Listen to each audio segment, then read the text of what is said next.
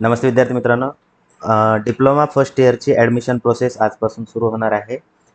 तर त्याची official link जी आहे ही तुमच्यासमोर दिसते आहे. जर तुम्हाला लिंक आपल्या DTच्या साईटवरती अवेलेबल नाही आहे, बट मी तुम्हाला लिंक प्रोव्हाइड करत आहे. आपल्या व्हॉट्सअपच्या ग्रुपमध्ये मी टाकलेली आहे. जर व्हॉट्सअप ग्रुप जॉईन केला नसेल तर तुम्ही करून घ्या. तसेच या ठिकाणी बघा, मी तुम्हाला डिस्क्रिप्शन बॉक्समध्ये पण याची लिंक देत आहे. त्या लिंकवरती जाऊन तुम्ही डायरेक्टली 2025-26च्या ॲडमिशन प्रोसेसची लिंक घेऊ शकता. ठीक आहे. आता बघा, या ठिकाणी तुम्हाला न्यू कॅन्डिडेट रजिस्ट्रेशनवरती जायचं आहे. बट गेल्यानंतर काय म्हणतं, तर द प्रोसेस विल स्टार्ट सून.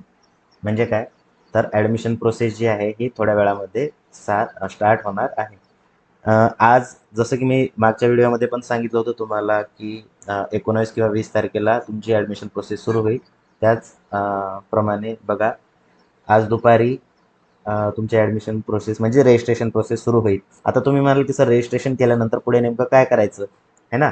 तर या ठिकाणी बघा, तुम्हाला सगळं इथे डाउनलोडमध्ये जर गेले तुम्ही किंवा इम्पॉर्टंट डेट, तर ह्या पण अपडेट होतील तुमच्या. आता इथे बघा, admission notice for first year post SSC diploma course हे दिलेलं आहे, बरोबर. याच्यावरती जर क्लिक केलं तर तुम्हाला पूर्ण शेड्यूल जो आहे तो या ठिकाणी डिस्प्ले झालेला आहे ना. जसं की जनरल कॅटेगरीची जी मुलं आहेत किंवा OMS कॅटेगरी आहेत त्यांना 400 रुपये फीस आहे आणि रिझर्व कॅटेगरीच्या मुलांसाठी 300 रुपये फीस आहे, बरोबर.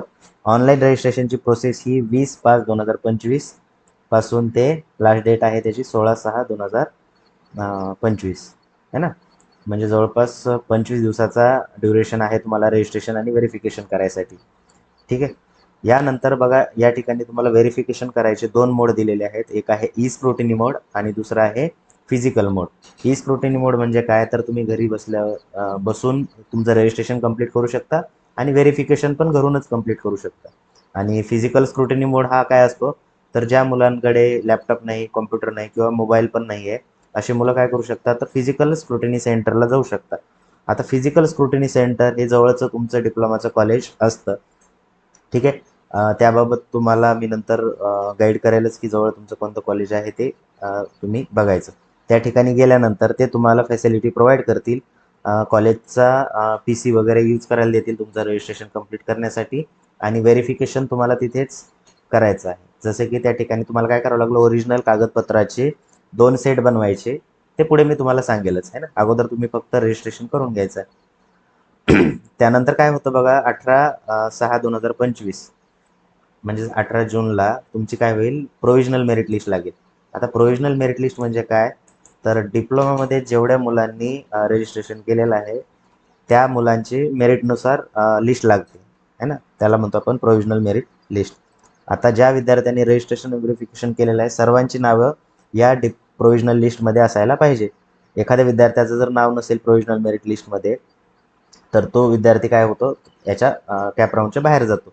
मग अशा विद्यार्थ्यांनी काय करायचं, तर त्यांनी प्रोसेसमध्ये कंप्लीट हे करून घ्यायचं. कसं, तर बघा, एखाद्या विद्यार्थ्याचं नाव आहे, त्याची कॅटेगरी SC कॅटेगरी आहे, बट त्याचं प्रोव्हिजनल मेरिट लिस्टमध्ये ओपन दाखवत आहे. कशामुळे, कारण त्याचं एखादं डॉक्युमेंट सबमिट करायचं राहिलेलं असेल. हे पुढे आपण टप्प्याटप्प्यानं बघणारच आहे ना. नंतर असतो ग्रेव्हियन्स पिरियड. ग्रेव्हियन्स पिरियड म्हणजे काय, तर सपोज SC कॅटेगरीचा मुलगा आहे, त्याचं ओपन कॅटेगरीमध्ये कन्वर्ट झाले कारण त्याचं काय झालेलं असेल, एखाद्या वेळेस कास्ट सर्टिफिकेट अपलोड करायचं बाकी असेल, बरोबर. तर तो काय करू शकतो, 19, 20, 21 या 3 दिवसामध्ये त्याची त्रुटी जी आहे ती सॉल्व्ह करू शकतो. त्याला म्हणतो आपण ग्रेव्हियन्स है ना. तर ती त्रुटी सॉल्व्ह केल्यानंतर फायनल मेरिट लिस्ट लागेल आणि ही फायनल मेरिट लिस्ट तुमचं ॲडमिशन कन्फर्म करण्यासाठी आवश्यक असते है ना. तर या मेरिट लिस्टनुसारच तुम्हाला ती कॅटेगरी मिळेल आणि ते कॉलेज भेटेल. ओके. त्यामुळे फायनल मेरिट लिस्टच्या नंतर तुम्ही कोणत्याही प्रकारचा फॉर्म एडिट करू शकत नाही है ना. आता या ठिकाणी बघा, काही इन्स्ट्रक्शन्स दिलेले आहेत विद्यार्थ्यांसाठी, बरोबर आहे. जसं की एकदा का विद्यार्थ्यांनी काय, if candidate fail to confirm online field application form as per the mode e scrutiny or physical mode, then such a candidate will reject. Okay.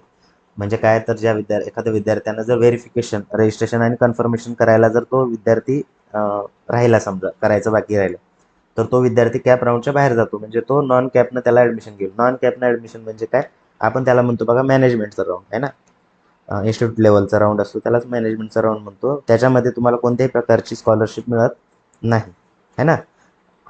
त्यामुळे सर्व विद्यार्थ्यांनी दिलेल्या वेळेमध्येच रजिस्ट्रेशन कंप्लीट करायचं आहे. आता बघा रजिस्ट्रेशन कसं फॉर्म भरायचा वगैरे याच्यावर मी पूर्ण डिटेल व्हिडिओ नंतर बनवणारच आहे, जशी ॲडमिशन प्रोसेस स्टार्ट होईल. ठीक आहे. आता बघा दुसरं जे आहे, तर जे बॅकवर्ड कॅटेगरीचे विद्यार्थी आहेत, सर्व कॅटेगरीचे विद्यार्थी, फक्त SC आणि ST सोडले तर बाकी सर्व विद्यार्थ्यांना काय लागतं, तर नॉन क्रिमी लेअर लागतं. कास्ट सर्टिफिकेट सोबत नॉन क्रिमी लेअर लागत असतं. फक्त SC आणि ST सोडले तर बाकी सगळे VJNT है ना, नंतर NTA असो, NTB असो, NTC असो, NTD, OBC, SBC, SCBC सर्व कॅटेगरीच्या विद्यार्थ्यांना कास्ट सर्टिफिकेट सोबत नॉन क्रिमी लेअर लागतं. आणि हे नॉन क्रिमी लेअर जे आहे हे 31 मार्च 2026 पर्यंत व्हॅलिड पाहिजे. किती? 31 मार्च 2026 है ना. त्यामुळं ती काळजी विद्यार्थ्यांनी घ्यायची आहे की नॉन क्रिमी लेअर त्यांनी काढलेला आहे का, आणि असेल तर त्याची व्हॅलिडिटी बघा. त्या नॉन क्रिमी लेअरच्या सगळ्यात शेवटची लाईन असते, त्या लाईनवरती लिहिलेलं असतं दिस सर्टिफिकेट इज व्हॅलिड फॉर किंवा अप टू है ना. ते किती पाहिजे? 26 पर्यंत पाहिजे. 26च्या वर जर तुम्ही काढलं तर चालतं ते, पण कमीत कमी 31 मार्च 2026 पर्यंत पाहिजे. त्यानंतर बघा जे विद्यार्थी EWS चे आहेत, EWS म्हणजे काय, इकॉनॉमिकल विकर सेक्शन, ज्यांचं उत्पन्न 8 लाखापेक्षा कमी आहे आणि अशा विद्यार्थ्यांच्याकडे जर EWS सर्टिफिकेट असेल तर ते व्हॅलिड पाहिजे 31 मार्च 2026 पर्यंत है ना. 31 मार्च 2026 पर्यंत व्हॅलिड पाहिजे. म्हणजेच तर हे सर्टिफिकेट जे आहे हे तुम्हाला आवश्यक आहे EWS साठी. आता हे विद्यार्थी EWS चा फायदा काय होतो, तर विद्यार्थी मित्रांनो, प्रत्येक कॉलेजला, प्रत्येक ब्रँचला जी काही इनटेक असते, शक्यतो किती असते, एका कॉलेजला 60चा इनटेक असतो. तर 60 इनटेकपैकी 10% जागा ह्या रिझर्व असतात EWS साठी.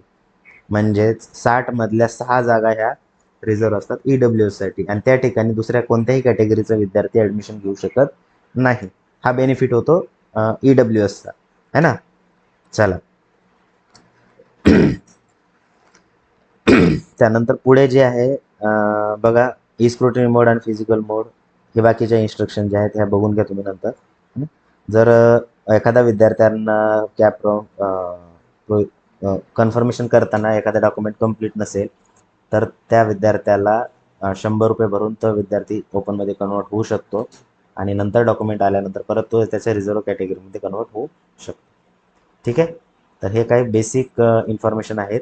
तसेच बघा या ठिकाणी हेल्पलाईन नंबर दिलेला आहे, तुम्हाला हा नोट डाऊन करू शकता. सकाळी 10 ते 6च्या दरम्यान तुम्ही याच्यावरती कॉल करू शकता. शक्यतो ते उचलत नाही ती गोष्ट वेगळी आहे, पण तुम्ही ट्राय करत राहू शकता तुम्हाला काय अडचण आली तर. ठीक आहे. आणि आपला व्हॉट्सअपचा ग्रुप तयार केलेलाच आहे, त्याच्यामध्ये तुम्हाला सर्व अपडेट्स येत राहतील. ठीक आहे. तर आय होप तुमचे डाऊट क्लिअर झाले असतील. याच्या व्यतिरिक्त जर तुमच्या मनामध्ये कोणता डाऊट असेल, पालकांच्या मनामध्ये कोणताही डाऊट असेल, तर तुम्ही कमेंट बॉक्समध्ये तो डाऊट जो आहे तो मेन्शन करू शकता. ठीक आहे. तर भेटूया आपण नेक्स्ट व्हिडिओमध्ये. थँक्यू.